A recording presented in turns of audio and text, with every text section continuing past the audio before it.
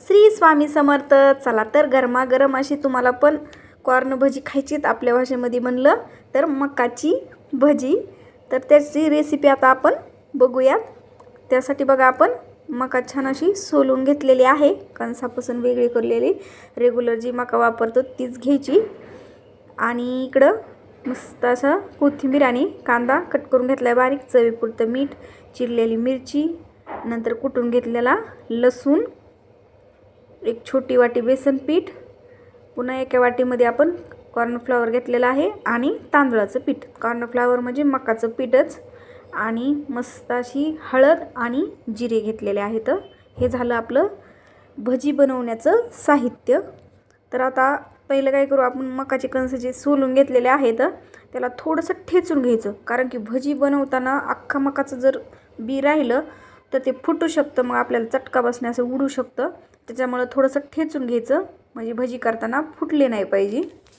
तर थोडंसं आपण ठेचून घेतलेलं आहे बघा, जशास तसे दिसते तुम्हाला, पण त्याच्यातलं पाणी थोडं थोडं बाहेर आलं ठेचलं की फुटत नाहीत। नंतर त्याच्यात कांदा आणि कोथिंबीर टाकून घेऊतं। नंतर आपण बारीक कट करून घेतलेली एक मिरची आणि मस्त असा गावरान लसूण बारीक कुटून घेतलेला आहे, आणि थोडेसे जिरे, त्यातले जिरे थोडे एवढे नव्हते लागत, थोडे कमी केले। मस्त असं हातावरती चोळून जिरे घालायचे। नंतर हळद घालून घ्यायची, लाल तिखट दाखवलं नव्हतं पण मी 1 चमचा टाकलेला आहे।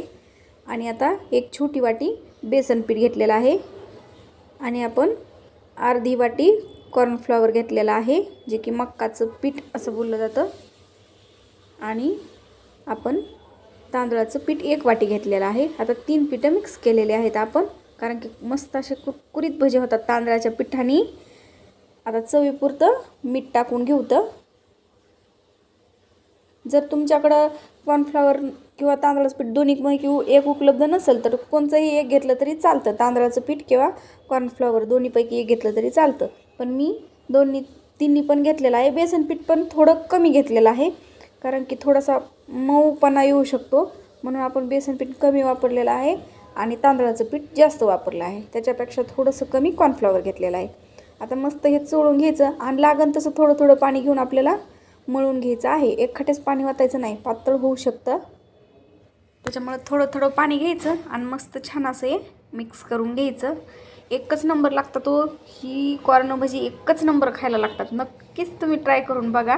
आता पावसाळ्याचे दिवस सुरू तर मस्त बघा, असं घट्टसर जास्त पातळ पण करून घ्यायचं नाही आणि जास्त घट्ट पण नाही, दाखवते असे मस्त भजी सोडता आले पाहिजे या प्रमाणामध्ये मळून घ्यायचं। आता इकडे कढईमध्ये तेल गरम करायला ठेवून घेऊतं।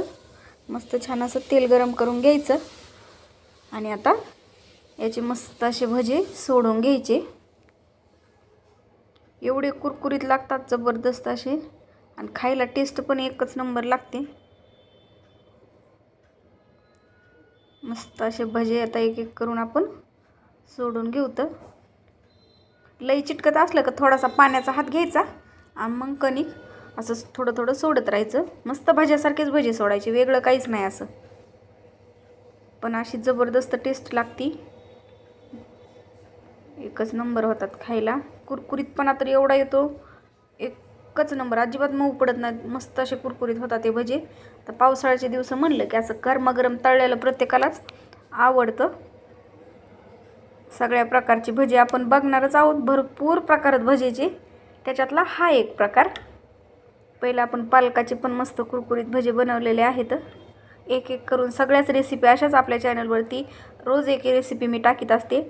जर तुम्हाला आवडत असेल तर नक्कीच आपल्या चॅनलला सबस्क्राईब करा। मस्त असे बघा खरबूस असे मस्त भाजून घेतलेले आहेत, तळून घेतलेले आहेत, एकच नंबर दिसतात बी, बघू शकता, दिसायला पण एक नंबर दिसायला लागले तर खायला पण एकच नंबर लागतात। आता दुसराही घाणा आपण याच पद्धतीत सोडून घ्यायचा आहे।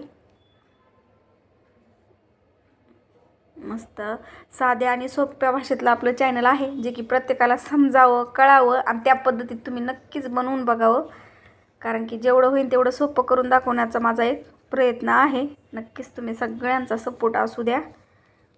मस्त असं बघा दुसरा पण घाणा तयार आहे।